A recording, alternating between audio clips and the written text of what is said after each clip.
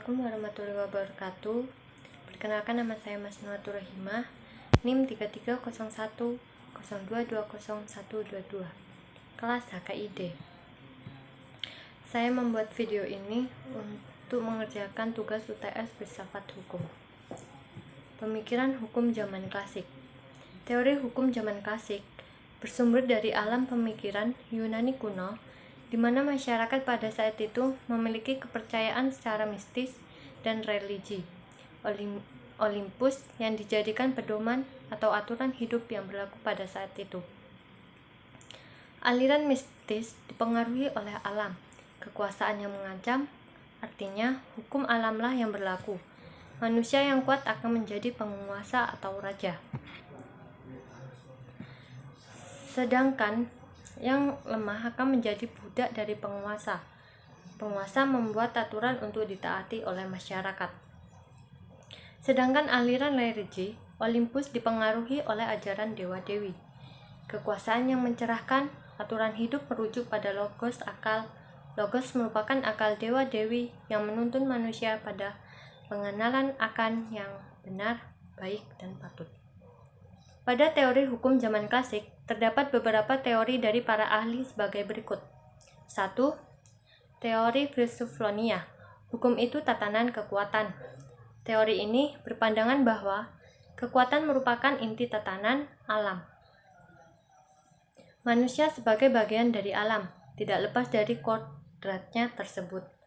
Hukum merupakan tatanan yang dikuasai logika kekuatan, karena memang berasal dan diperuntukkan bagi manusia-manusia yang siap bersaing dalam kancah kekejaman dan nasib. Oleh karena itu, aturan alam menjiwai aturan hukum. 2. Teori kaum sofis. Hukum sebagai tatanan logos. Bagi kaum sofis, hukum bukan lagi melulu sebagai gejala alam yang telanjang. Mereka mengaitkan hukum dengan moral alam, yakni logos, semacam roh ilahi yang memandu manusia pada hidup yang patut.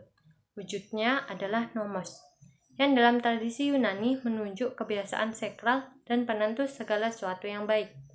Nomos hanya bisa eksis dalam polis, negara kota di Yunani.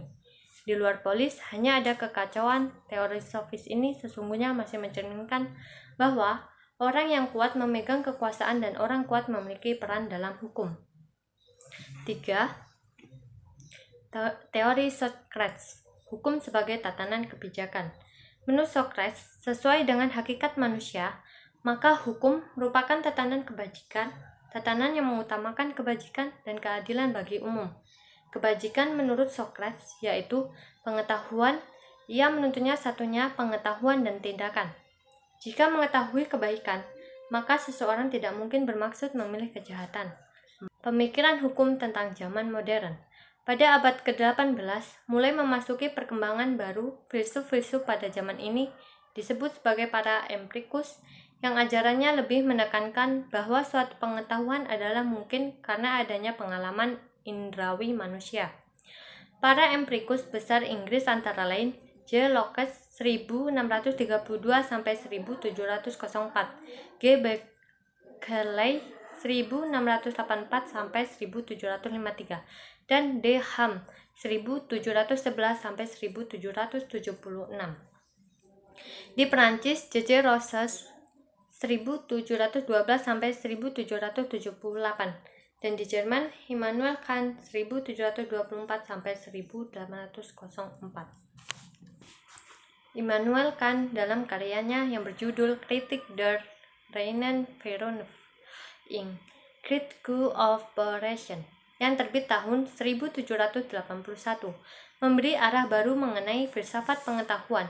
Pada dasarnya, dia tidak mengingkari kebenaran pengetahuan yang dikemukakan oleh kaum rasionalisme maupun empirisme, yang salah apabila masing-masing dari keduanya mengklaim secara ekstrim pendapatnya dan menolak pendapat yang lainnya. Dengan kata lain, memang pengetahuan di himpunan setelah melalui a posteriori sistem penginderaan sensori sistem manusia. Tetapi tanpa pikiran murni a priori yang aktif tidaklah mungkin tanpa kategorisasi dan penataan dari rasio manusia. Menurut Kant, Empirisme mengandung kelemahan karena anggapan bahwa pengetahuan yang dimiliki manusia hanyalah rekaman kesan-kesan, impresi dari pengalamannya. Pengetahuan yang dimiliki manusia merupakan hasil sintesis antara yang a priori yang sudah ada dalam kesadaran dan pikiran manusia. Dengan impresi yang diperoleh dari pengalaman, bagi Kant yang terpenting bagaimana pikiran manusia memahami dan menafsirkan apa yang direkam secara empirikal, bukan bagaimana kenyataan itu tampil sebagai band itu sendiri. Zaman postmodern abad 18 sampai 19 Masehi. Pada abad ke-17 dan ke-18, perkembangan pemikiran filsafat pengetahuan memperlihatkan aliran-aliran besar, rasionalisme, empirisme, dan idealisme, dengan mempertahankan wilayah-wilayah yang luas. Dibandingkan dengan filsafat abad ke-17 dan abad ke-18, filsafat abad ke-19 dan abad ke-20 banyak bermunculan aliran-aliran baru dan filsafat antara lain positivisme, marxisme, eksistensialisme, pragmatisme, neokantianisme, neotomisme, dan fenomenologi. Mereka berkaitan dengan filosofi penelitian ilmu sosial. Aliran yang tidak bisa dilewatkan adalah positivisme yang digagas oleh filsuf A.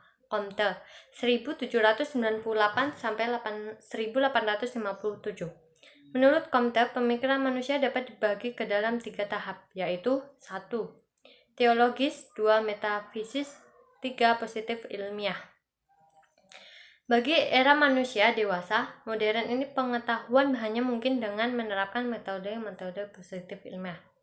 Artinya, setiap pemikiran hanya benar secara ilmiah bila mana dapat diuji dan dibuktikan dengan pengukuran-pengukuran yang jelas dan pasti sebagaimana berat, luas, dan isi suatu benda. Dengan demikian, Comte menolak spekulasi metafisik, dan oleh karena itu ilmu sosial yang digagas olehnya ketika itu dinamakan fisika sosial. Sebelum dikenal sekarang sebagai sosiologi, bisa dipahami karena pada masa itu ilmu-ilmu alam, natural science, sudah lebih mantap dan mampan, sehingga banyak pendekatan dan metode-metode ilmu alam yang diambil oper oleh ilmu-ilmu social sciences yang berkembang sesudahnya. Pada periode terkini, kontemporer, setelah aliran-aliran sebagaimana disebut di atas munculan aliran filsafat misalnya strukturalisme dan postmodernisme. Strukturalisme dengan tokoh-tokohnya misalnya C.L. Levi-Strauss, J. Lassan, dan M. Foucault. Tokoh-tokoh postmodernisme antara lain J. Habermas, J. Derrida, kini oleh para epistemologi ataupun dari kalangan sosiologi pengetahuan dalam perkembangan. Kemudian struktur ilmu pengetahuan semakin lebih sistematik dan lebih lengkap, dilengkapi dengan teori, logika, dan metode sains, sebagaimana yang dikemukakan oleh Walter L. Walseth dalam bukunya The Logic of Science in Sociology.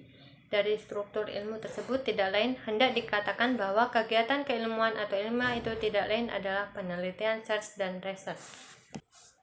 Pada periode ini juga muncul aliran pragmatisme. Pragmatisme berasal dari kata pragma, yang artinya guna. Maka pragmatisme adalah suatu aliran yang benar, adalah apa saja yang membuktikan dirinya sebagai yang benar dengan akibat-akibat yang bermanfaat secara praktis. Tokohnya William James 1842 sampai 1910. Lahir di New York, memperkenalkan ide-idenya tentang pragmatisme kepada dunia. Ia ahli dalam bidang seni, psikologi, anatomi, fisiologi, dan filsafat.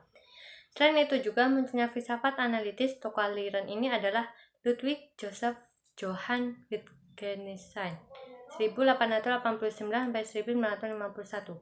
Ilmu yang ditekuninya adalah ilmu penerbangan yang memerlukan studi dasar matematika yang mendalam. Filsafat analisis ini berpengaruh di Inggris dan Amerika sejak tahun 1950. Filsafat ini membahas mengenai analisis bahasa dan analisis konsep.